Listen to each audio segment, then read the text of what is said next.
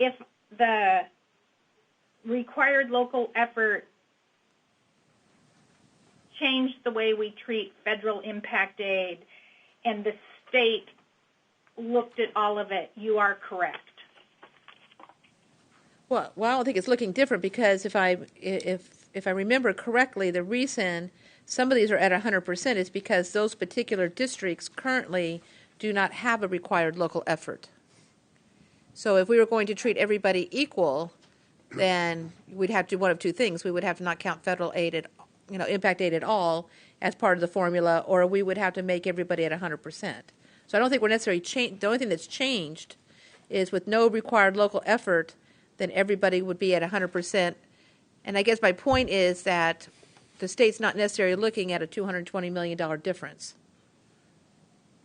Under that scenario, no. The other scenario you said was not counted at all, and there are detailed regulations and disparity calculations undertaken by the federal government. So under your scenario, you're correct.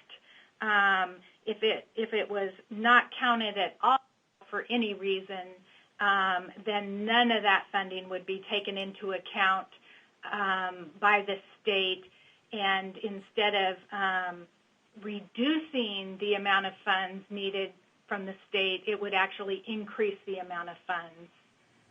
So it just depends. There's a lot of unknowns out there still. If the state were to use the impact aid at 100% from all the districts, you're absolutely correct. That's $105 million. If the state, for some reason, was not able to use the funds in our public education formula, then, we wouldn't have any of it. Okay, Madam Chair, I thought that was an easy question. So I guess my other question was, can we just give the districts the impact aid? So, because in my opinion, at least for the impact aid we have in Fairbanks, it's really supposed to be offsetting our property taxes, and I'm sure there's other municipalities probably listening as well. So is there anything that's actually requiring us to let the state kind of count this toward their contribution versus the other way around, and the boroughs would get that as part of their contribution to education instead? We're looking to save property tax dollars in Fairbanks, just in case you didn't know. Is there anything that requires it? Right now, the thing that requires it is our statutory formula. So it would be a legislative statutory change. And if there was a change to the formula, then from, and I'm sure that there would be a review of, what kind of formula Alaska would want in order to move forward with funding schools. But right now, the thing that keeps us in the effort that we're currently in is statute.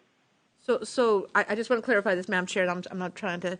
So in the formula, in statute, it already tells us what percentage, where these percentages for impact aid come from.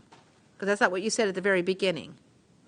I thought the state just determined, based on other factors, how much the impact aid was going to be taken, and then the whole disparity part. But you're telling me in statute, it tells us how to figure out what percentage each district gets to count toward their contribution. Yes. Okay, I will look it up. Thank you. Mr. Neese. Yeah, it was along the same lines.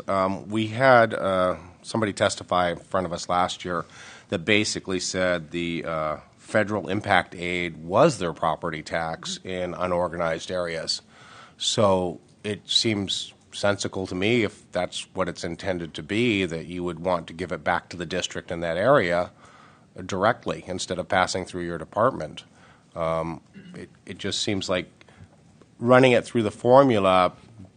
I'm looking like at Alaska Gateway, where they've got $294,000, and they get 265,000 of it.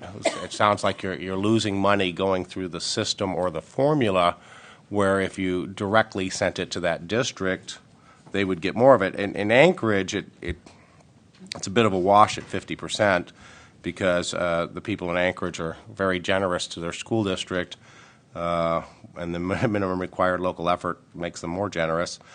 But there's $18 million in eligible aid, but they only get $8 million of it. So, if in your opinion, would it behoove those areas that are incorporated and are unincorporated to have that money directly go to the districts and bypass the deed system entirely? Well, It's just your opinion. Well, I won't give you my opinion just because it's, I've never run for elected office, so nobody cares about my opinion. But We do. We do. let me put it this way: what the foundation formula does is it provides an equalized level of funding for all districts. So if I was a district, I think that there would be high value to have an equalized formula that was monitored and reviewed and looked at by the state of Alaska and by the legislature. And so the small piece of impact aid that is used to balance that formula, I think, is a smaller topic than having the state of Alaska use an equalized formula that meets the needs of our districts and that is also set out with thought and recognizing national public education funding formulas and national